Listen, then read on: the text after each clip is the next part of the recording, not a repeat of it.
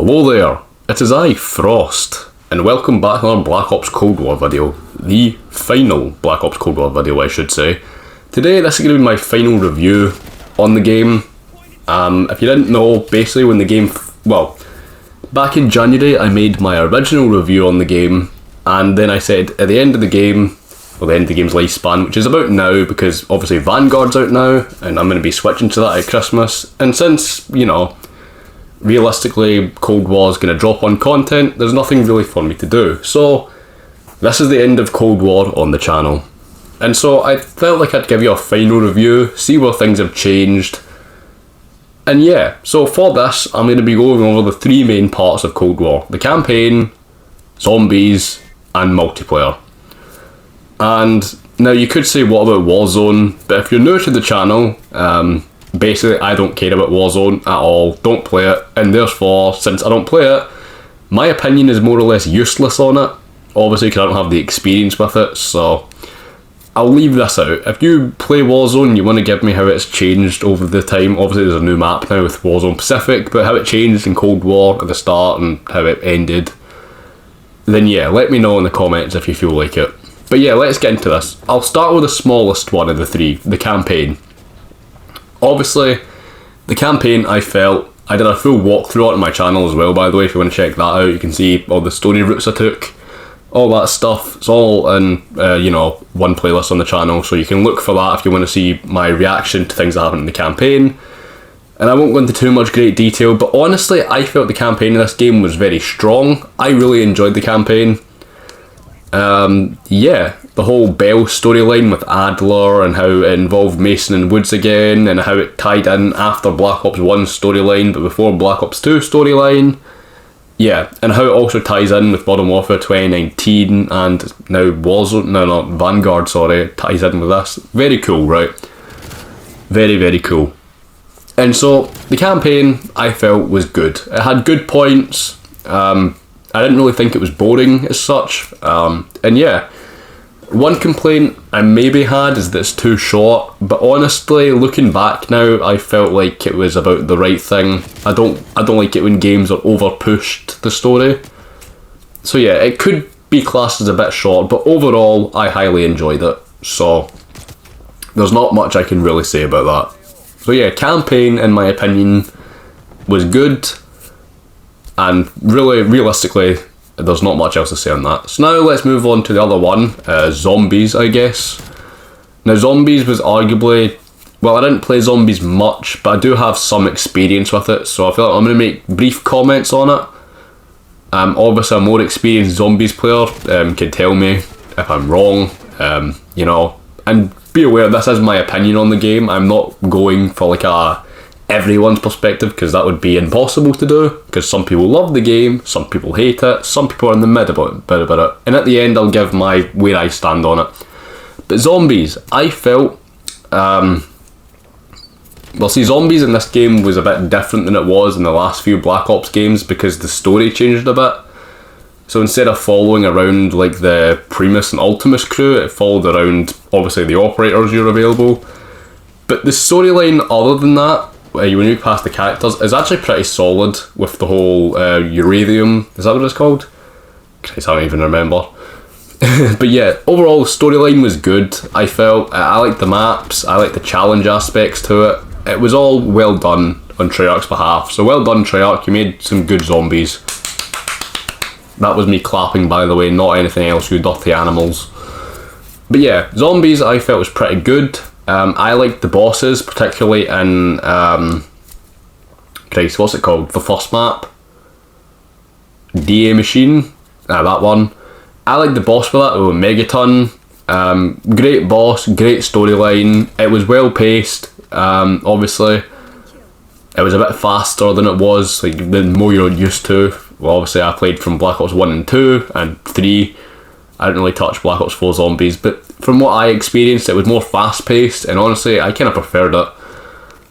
With the fast-paced action, I would still say, it wasn't my favourite Zombies game of all time, but that's not the point I'm trying to make, you know what I mean? Okay, good.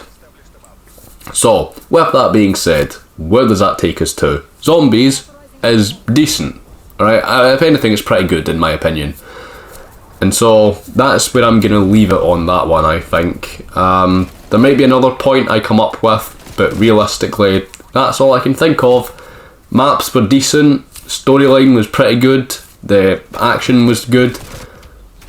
I'm going to be honest, I didn't play enough to get like the wonder weapons and stuff. I know there was one or two, I think there was one for like every map, but I didn't get to experience it because I didn't play much. Most of my time was put into multiplayer, which is what I'll get into in a minute. And yeah, so zombies, I think, as I said, if you're more experienced with zombies than I am, which probably wouldn't be hard to be honest, I only put like a couple hours into it. Some people put like days into it. So if you're more experienced and want to tell me if I'm wrong and need to eat like a bag of dicks, then feel free to tell me that. You know, everyone's opinion's welcome. So let's get into the big one, shall we? And that's multiplayer. And so I'm going to be honest, there's many things I want to break this down into. And so I guess I'll start with the maps. The maps, in my opinion, were good. Alright, there's a few I didn't like. There's a few the community didn't like Miami. I personally, well, me and Miami have a love-hate relationship, alright? It's like 50-50 for us, right? But overall, I actually despised one of the maps that the community loves, so maybe my opinion here isn't welcome, but Satellite was absolutely ass of a map. It just was. And I haven't genuinely touched Satellite since I made like my top 5 worst maps, and thank God I haven't, because that map makes me want to die every goddamn time it comes up. I leave the lobby. But really that's the only map I had a complaint. Then again, most of the maps were reboots from Black Ops 1 and 2, so I mean, hey, I'm not complaining, but I'm not complaining. I loved Black Ops 1 and 2 maps, and the way they brought it back and added it to the more timeline, great. So maps, in my opinion, were pretty good, other than Satellite. Fuck that map. Operators, I thought were pretty good. Realistically, there's not much I can say on the operators. They're there, they exist. You know, I like them, honestly. Yeah. Battle Pass, the next one I should go on to. The Battle Pass confused me, honestly. Well, it didn't confuse me as such. What was confusing about the Battle Pass, well, this kind of ties into the operators.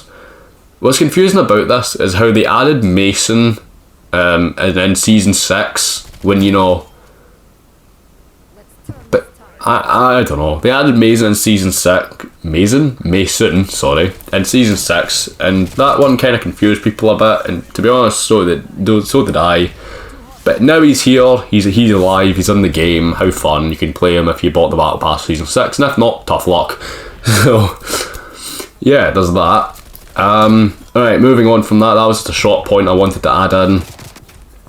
Let's get into the score streaks. Score streaks, solid. Most of them were pretty good. My personal favourite being, I've forgotten. Many were good. I would say my personal favourite was probably the VTOL Escort. That was definitely up there. But others were really good. Obviously, the likes of the Harp. I was about to say the VSAT, but that's Black Ops 2. The Harp was good. A lot of people like the handheld ones, like the hand cannon and the death machine. They were fun. I personally really liked the napalm strike. You know, to each their own.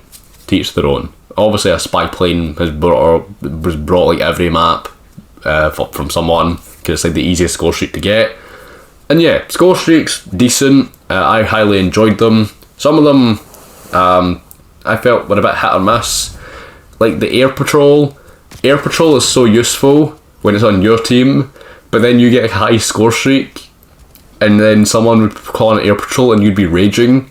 And so that's where my one thing lies with that, was how many air patrol. I think it should be a higher score, but obviously I can't do anything about it now, the game's finished. But yeah, the air patrol should have been a higher score, I think, to get it.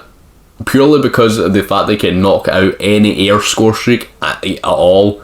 Even a gunship, a harp, chopper gunners, VTOL, napalm strike, UAV, counter UAV, chopper gunner, not chopper gunner, attack helicopter, sorry.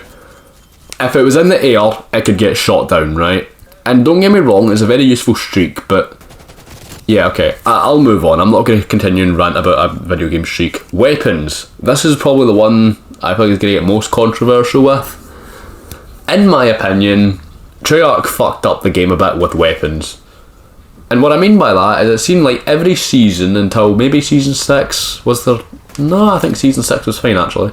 Seasons 1 through 5, there was some weapon added in that was absolutely BS to the point where it was unbelievable, right? And I don't even know how. I don't know how they did it. It was like fucking magic, right? I don't know how they did it. They made some weapon that was overpowered, like the Tech 9. My god, the Tech 9 sweats were out in full force in season whatever it was. My god, it was a pain in the ass to play. Oh, don't even get me started with the Tech 9. But yeah, the weapons overall, I felt Treyarch added one every single season, and with the right attachments you could turn it into the utter sweat machine. Well, sweats were also an issue, but sweats are always an issue, so I mean I can't really go much into detail about that. I made a separate video on that completely. If you want to watch that, feel free to. Tell me if I'm wrong. They fuck up the game. They're not fun, right? They're not. But yeah, okay. So, where does that leave us then? I've covered basically everything in multiplayer. I've covered the maps, the operators, the weapons, and how I think most of them were fucked up. Other than like the original ones, but even then the MP5 sweats were in full force when the game first released, so realistically, there's no winning.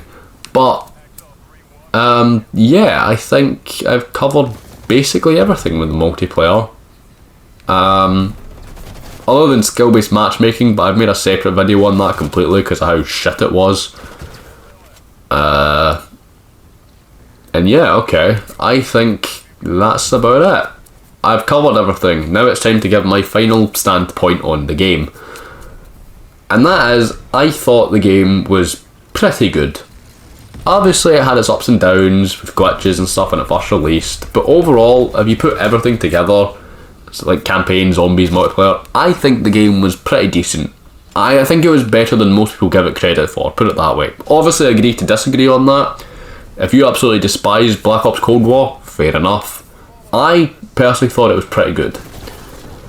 But yeah, it's done now, we need to move on. Vanguard is out, and well, whatever you feel on that game doesn't matter. It's out now, and it's here for the next year. I'm gonna do a walkthrough like I did with Cold War on my channel for the campaign, so if you want to stick around for that, feel free, you know. I'll also be doing multiplayer videos, and maybe a zombies video, who knows, right? But yeah, Vanguard is here to stay. If you disagree with that, then I don't know, you're a bit weird, aren't you? But yeah, here we go, the end of Cold War. I've been your boy Frost, hopefully you enjoyed this video. Yeah, peace.